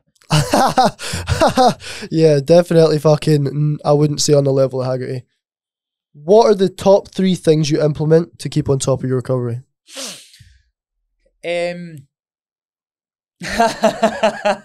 No Jack anyway. Nah, obviously I do a lot of maintenance, and obviously when some injuries do creep up, Jack yourself takes care of that shit. Obviously I would you are probably a big part of my recovery now, and just keeping me right for sessions and keeps my flexibility good. So Jack Ritchie is one of them. I do a lot of cold plunging. I don't do it for swelling or anything like that. I do it every day anyway, just because it's shit. Again, don't want to do it. And going back to the mindset, I just do it anyway. But again, it has a profound effect, like amazing effect on your recovery. So I do a lot of cold water. I take loads of supplements, vitamins, really take care of myself. Any you would recommend to fighters? Honestly, I'm sponsored by ATP Labs. They're in Canada. If you go on their website, it's got every supplement, and you can click onto it, and it then gives you a breakdown of exactly what's in the supplement, the dosage, why you should use it, what's in it. Like, it's an amazing website to go on. And you get 20% off everything with Nico 20%. I've been sponsored by them for some time. So just what do I take? I take magnesium, zinc, fish oils. I get all my amino acids, proteins. I've got loads of other stuff that I don't take all the time, like B complex. I've got loads and loads of functional mushrooms, all that. Turmeric and stuff as well. So yeah, I take loads of supplements from ATP Labs. That obviously helps. And just walking, I do loads of walking. I've got a Springer Spaniel, so at the weekends I'll just walk hours and hours on the trails with my fiance and my Springer.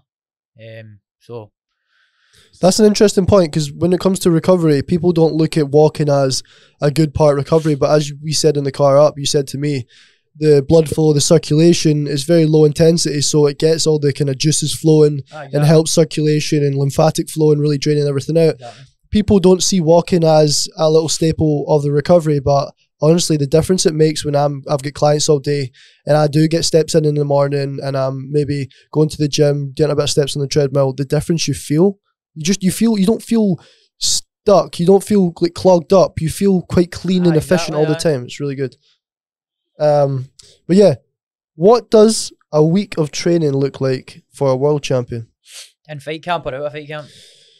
So out of fight camp, I'm a very open book, because I train every day, but I could maybe have a challenge where I'm doing an ultra or something like that. So outside the fight camp, my weeks of training are just completely different. And then on the lead up to going into a fight camp, I do like a wee pre-fight camp to go into it. I build strength, I build explosiveness to go into the fight camp. So, but if we're talking in a fight camp, so for example, my latest fight camp was in Thailand for Nong-O, so I'll just go off what I've done there. So, Monday morning, so I've done strength and conditioning on Wednesdays. So Monday morning, I would go out at 10k in the morning, and then I would go back and hit pads for an hour, bag work, ab work, push-ups, pull-ups. And then in the afternoon, we'd start training at 3:30.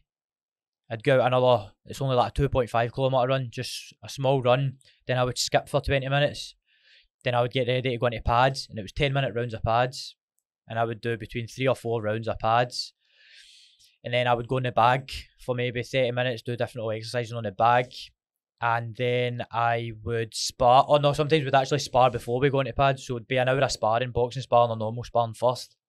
About 40 and 45 minutes actually, more than an hour. Do like 5 rounds, 5-minute rounds or 10-minute rounds. Depends whatever JP says really. 10 minutes a day, 5 minutes, whatever. And then after that, we'd go into pads. Then I would do bag work, probably 3 rounds, 10-minute rounds. So I'd do 3 rounds of bag work.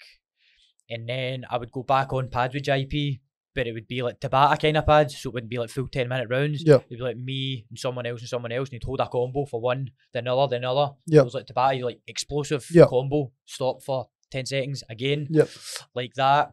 And then we'd go into clinching for half an hour, and then we would finish on sprints up and down the street. And so every training session in Thailand at night would last 3 to 3.5 hours. Bearing in mind, this is one day. Is that Monday? Just Monday? That's that's Monday. That's just Monday, bro. So that's Monday. I'm getting anxiety, mate.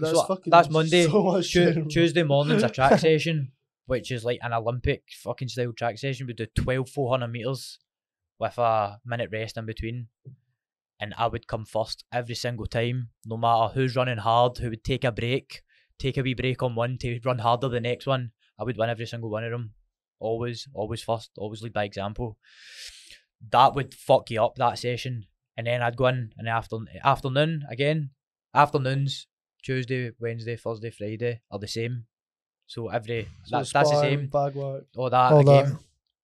And then so Wednesday morning, strength and conditioning. And then Thursday morning, sometimes I took a Thursday morning off. Or it would be the 10k again. Friday, strength and conditioning again. And then Saturday I would just do one session. And that would be a run and then pads. So you don't take days off in the fight camp? Sunday, yeah. That's sick. So you split your day up into 3 and you're probably doing what most people do in a week in one fucking day, bro. That's insane. Fighters take notes on this. This is showing you the levels you need to work at to get to where Nico is. A lot of people think one session a day is enough. Maybe for some, but when you get to that elite level, that world class, top of the fucking top, fucking creme de la creme, you need to really be pushing yourself to your fucking limits. And obviously, it's a complete example, and it shows in the results Nico's had in his career. Yeah, and don't let that demotivate you, though, right? See that gap between you right now and Nico. If that's your goal to be on that level, use that gap as motivation, because within that gap, although it seems like a fucking huge gap, which it is, there's so many small little steps that it's going to fill that gap in. And they're the small steps you need to focus on. We've said that at the start of the podcast. Like, if you focus on those small steps for long enough, that gap will be filled, and then you're on that level. Obviously, if you believe in yourself, obviously, if you really want it. But again, don't be overwhelmed by that gap or demotivated by it, because you can fill that in. With enough small steps, it will be filled in.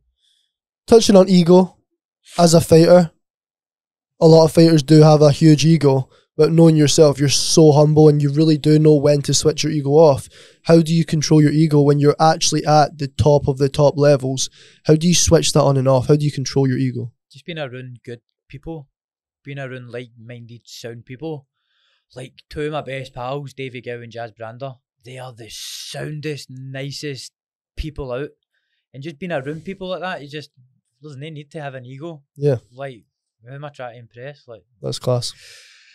That helps. Having a good coach, a good mentor. JP, a younger me, has had to pull me off a pedestal a few times. So having someone who can be like, right, fucking Billy Big Balls, come off your fucking high horse. Yeah. Not saying I've had that a lot in life, but I've had it. It's happened once or twice. So just having the kind of mind that you can like take criticism. Yeah. You can take criticism off people. You can hear people out, hear people's opinions. Never think, I'm not listening to him. What's he done? He's like, I'm better than him. Do you know what I mean? That's where you will die with your ego. Yep. When you start living like, you can't take criticism. You can't hear people out, take people's opinions, because that's it. You're done.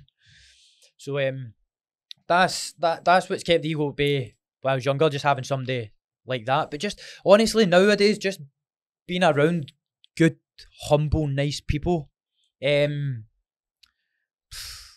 just and obviously my fiance as well has turned me into the man I am today also. So I just been around good people. Like, I'm not trying to impress, I'm not trying to be better than anybody. The people that I am around take inspiration from me.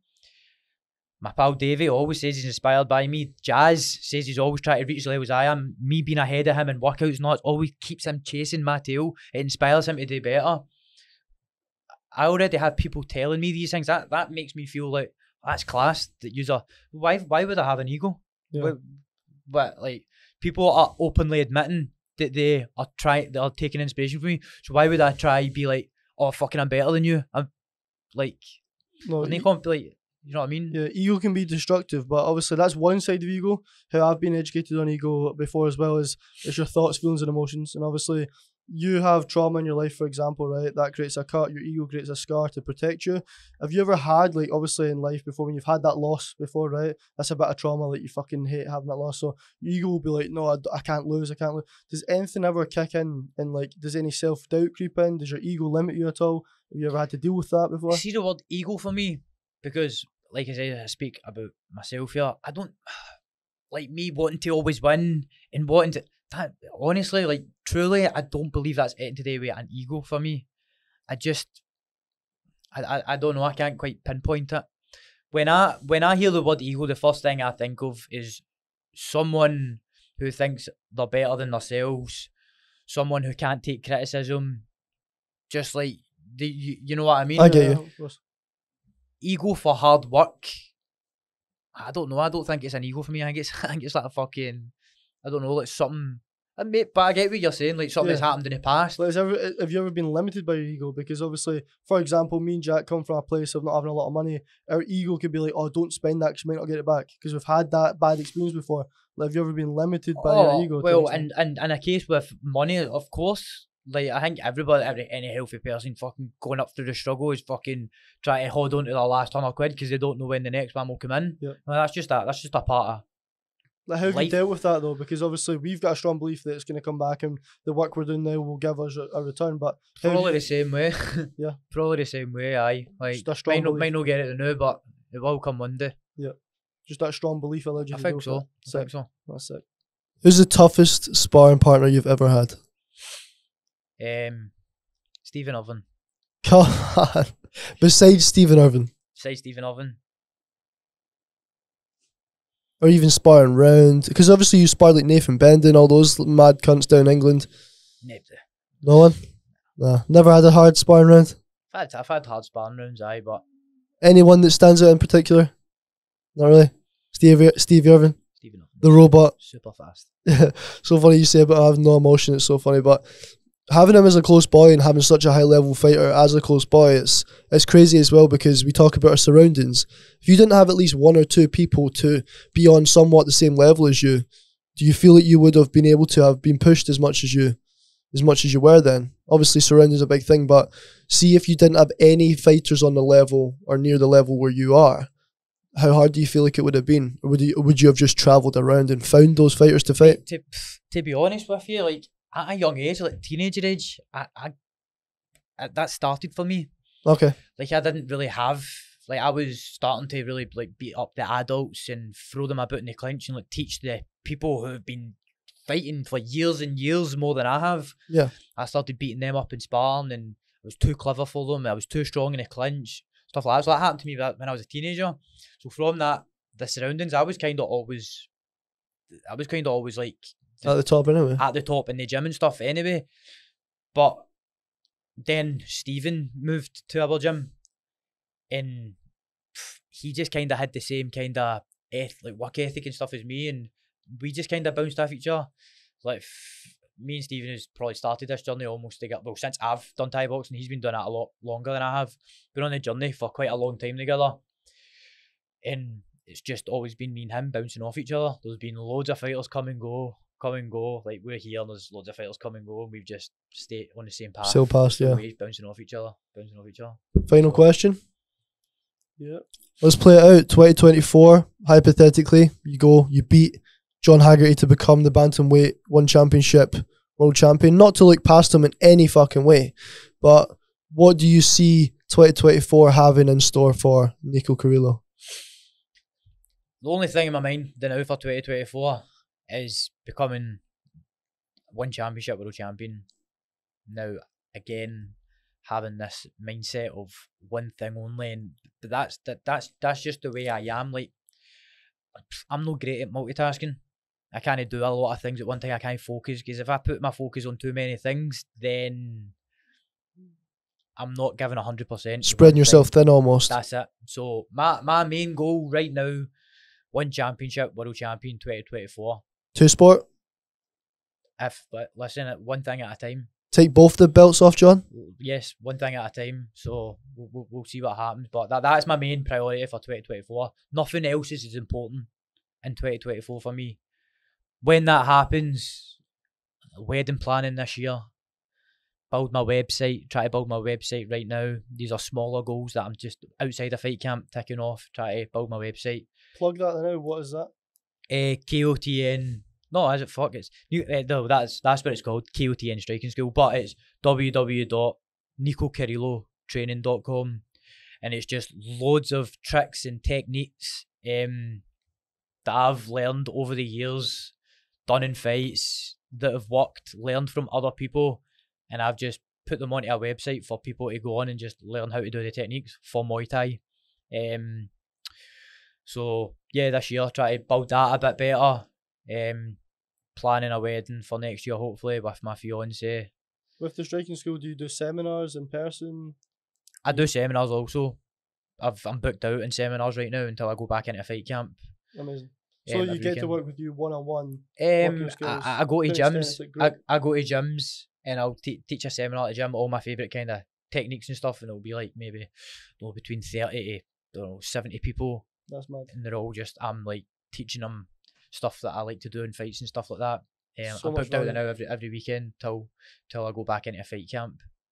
But yeah, 2024, like I said, small stuff outside that, but my main vision 2024 is one championship, world champion. And it's going to happen. 100%. An amazing way to end this podcast. Another 2-hour fucking banger. I actually can't wait to watch this. You're by welcome, myself. by the way. You're welcome for all of this, mate, for plugging this You're up. welcome. We'll send you the invoice after watching this fucking Not shit. at all. But yeah, another amazing episode. Thank you, Nico, for having the time to come here. Yeah, appreciate you, bro. And we'll make sure to get you on when that fucking belt is on your shoulder, I'll bro. bring it in, mate. 100%. Yeah, it's like 20 kilo or some shit. It's heavy. Might have to steal it and sell it, but Melt yeah, it. stay tuned for episode 5. Yeah, episode 5 We're coming. gonna have another amazing guest. So yeah, stay fucking tuned. Yep. See you guys in the next one. Let's get it.